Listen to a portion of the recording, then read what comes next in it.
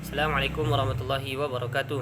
Alhamdulillahil mu'idil mubdi mu'ti nawali kulla man yastajdi mu'ini man yasuba ila al-wusuli thumma as-salatu ma'a salami qad utim ala alladhi u'ti jawamil kalim Muhammadil mab'uthi rahmatal wara wa khairi hadin li jami'in man dara. Allahumma la sahla illa ma ja'altahu sahla wa anta taj'alul hazna idza syi'ta sahla. Anak Ustaz yang dirahmati Allah Subhanahu wa taala, beberapa menit ke depan insyaallah taala kita akan berbicara tentang sebuah perkara, sebuah akidah yang kita warisi dari Rasulullah sallallahu alaihi wasallam. Rasulullah sallallahu alaihi wasallam mengajarkan, mendidik umat beliau di atas akidah tersebut. Rasulullah sallallahu alaihi wasallam mengajarkan kepada para sahabat, sahabat mengajarkan kepada tabi'in, tabi'in juga mengajarkan kepada atba' tabi'in.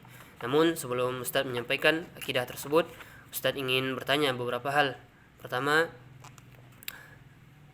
dari mana antuna mengetahui tentang kewajiban berpuasa? Jawabannya dari Al-Quran dan Sunnah Rasulullah SAW.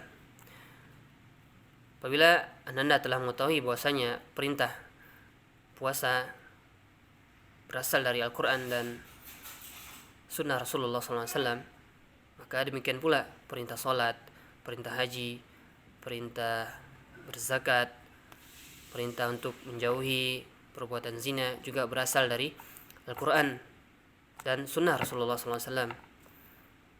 Namun tidak hanya perkara yang terkait dengan amalan badan, Allah perintahkan kita. Namun di sana juga ada perkara yang terkait dengan amalan hati yang kita jadikan sebagai akidah kita, sebagai keyakinan kita.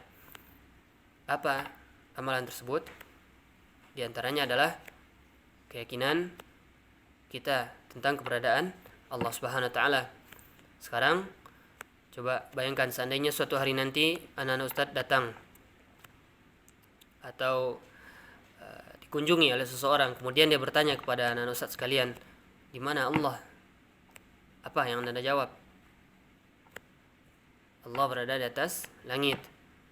Kemudian dia bertanya kembali, dari mana engkau mengetahui jawaban tersebut, sedangkan engkau tidak bertemu dengan Allah dan Rasulnya? Kemudian jawablah dari 4 perkara yang akan Ustaz sampaikan berikut. Pertama, Anda mengetahui bahwasanya Allah Subhanahu wa taala berada di atas langit dari Al-Quran. Ada banyak dalil dari Al-Quran yang telah dikabarkan oleh Allah Subhanahu wa taala melalui Al-Quran tentang keberadaan Allah yang berada di atas langit.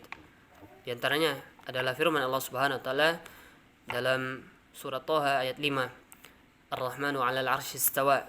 Ar-Rahmanu 'alal 'arsy istawa. Ar-Rahman, zat yang Maha Pengasih lagi Maha Penyayang, beristiwa di atas arsy-Nya. Istiwa maknanya adalah tinggi. Secara bahasa Arab, istiwa maknanya adalah tinggi. Di mana posisi Allah tersebut? Allah Subhanahu wa taala itu berada di atas arsy-Nya, tinggi di atas arsy-Nya. Kemudian di ayat lain di surat Al-A'raf ayat 54 juga Allah Subhanahu wa taala berfirman, "Inna rabbakumul ladzi khalaqas samawati wal arda fi sittati ayyamin tsumma istawa 'alal 'arsy." Allah Subhanahu wa taala berfirman, sesungguhnya Rabb kalian adalah zat yang menciptakan langit dan bumi dalam 6 hari. Kemudian dia beristiwa di atas arsy. Istiwa tadi sekali lagi Ustaz tekankan maknanya adalah tinggi. Apakah Allah berarti membutuhkan arsy? Tidak. Allah Subhanahu wa taala maha kaya. Allah Subhanahu wa taala tidak membutuhkan satupun dari makhluknya. Ya, kita tidak boleh mengatakan bahwasanya Allah Subhanahu wa taala memerlukan arsy-Nya. Kemudian ada lagi yang bertanya, bagaimana bentuk istiwa Allah tersebut? Bagaimana bentuk Allah tinggi di atas langit? Maka kita jawab, Anda tidak perlu bertanya demikian, karena Allah tidak mengabarkan tentang tata caranya. Bentuknya seperti apa? Allah tidak kabarkan. Cukup kita imani saja bahwasanya Allah Subhanahu wa taala berada tinggi di atas arsy-Nya. Kemudian dari surat Al-A'la, Allah Subhanahu wa taala berfirman, "Sabbihisma rabbikal a'la." Sucikanlah Rabb engkau yang maha tinggi. Allah mensifati dirinya dengan Al-A'la, Rabb yang maha tinggi. Apakah tinggi berarti di atas bumi? Tentu tidak. Ada yang lebih tinggi lagi daripada bumi. Berarti Allah di atas gunung? Tidak.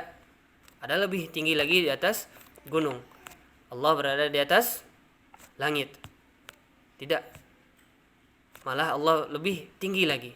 Allah berada di atas arsy-Nya, dan di atas arsy itulah Allah Subhanahu wa taala berada. Bagaimana bentuknya? Kita tidak perlu bertanya demikian. Cukup kita imani bahwasanya Allah Subhanahu wa taala berada di atas arsy, di atas arsy. Kemudian dalil yang selanjutnya dari Al-Qur'an adalah surat yang telah Anda hafalkan, di antaranya adalah firman Allah Subhanahu wa taala, "Amintum man fis sama'i ay yakhsifa bikumul ard." Amintum man fis sama' ay yakhsifa bikumul ard. Artinya ini di surah Al-Mulk. Artinya, apakah kalian merasa aman dari zat yang berada di atas langit apabila Allah tenggelamkan kalian ke dalam bumi? Allah Subhanahu wa taala melalui Al-Quran mengatakan bahwasanya dirinya berada di atas langit, yakni tepatnya di atas arsy. Kemudian kita cukupkan dari dalil Al-Quran, kita pindah ke dalil kedua, yakni dari sunnah Rasulullah sallallahu alaihi wasallam. Ketika zikir dalam sujud, Rasulullah sallallahu mengajarkan kepada kita untuk membaca zikir Subhana Rabbiyal A'la.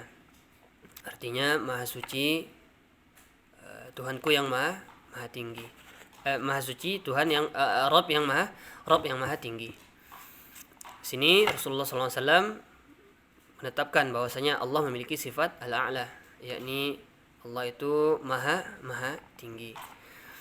Kemudian juga dalam hadis Rasulullah SAW juga menetapkan bahwasanya Allah Subhanahu wa taala berada di atas langit. Melalui hadis beliau, Rasulullah SAW bersabda, "Irhamu man fil ardi yarhamka man fis sama." Sayangilah makhluk yang ada di bumi, niscaya Allah yang berada di atas langit, yakni yang berada di atas arsy-Nya, akan menyayangi kalian. Ya, melalui hadis ini kata Rasulullah SAW, "Irhamu man fil ardi." Sayangilah makhluk yang di bumi. Yarhamkum man fis sama. Niscaya Allah yang di langit. Nah, Rasulullah SAW menetapkan bahwasanya Allah SWT fis sama. Fi maknanya adalah alas sama, yakni di atas langit. Kemudian yang ketiga, sebelum Ustaz masuk ke dalil ketiga, pertama dari mana? Dari Al-Quran. Yang kedua dari sunnah Rasulullah SAW. Kemudian yang ketiga adalah ijma' atau kesepakatan ulama ahlu sunnah wal jamaah tentang keberadaan Allah Subhanahu wa taala di atas langit. Tidak ada satu huruf pun sebagaimana yang dikatakan oleh ulama kita Syekh Utsaimin rahimahullah, tidak ada satu huruf pun dari kalangan ulama ahlu sunnah wal jamaah yang mengingkari tentang keberadaan Allah Subhanahu wa taala di atas langit. Itu sudah 3 dalilan dari Al-Quran, sunnah, kemudian ijma', kemudian yang terakhir adalah dari fitrah. Ketika Ananda berdoa, kemana Ananda mengangkat tangan? Ke kiri, ke bawah, ke atas? Jawabannya tentu ke atas. Bahkan ketika Ananda berdoa, tidak hanya tangan yang mengarah ke atas langit, melainkan hati Ananda juga mengarah ke arah atas.